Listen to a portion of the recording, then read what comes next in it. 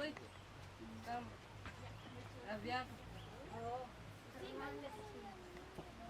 hurt? It hurts? Is it painful? Chewing gum. It's fine.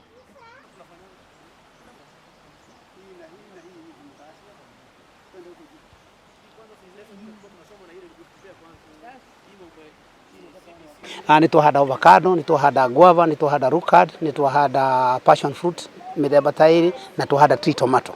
No nĩ ngũthiĩ na mbere gũthiĩ kũmethera matunda ma mĩthemba ĩngĩ ta apples na matunda ma gĩthũngũ tondũ ndaigua hena gathĩna ka deficiency ya vitamins.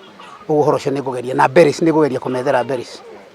Na tungefanya wengi zaidi, lakini ni vile muda ungeruhusu, kwa maana yake wanataka kuondoka kuelekea Nairobi. Tutapanga wakati mwingine Februari, watakuja vizuri ili tupange kambi kubwa ya kusaidia wengi katika jamii zaidi, na hii ni kitu tutapanga pamoja na wakuje pia na madaktari wengine. Came here to Queen Star to examine all the children, do a medical checkup, and what we found mostly was signs of anemia.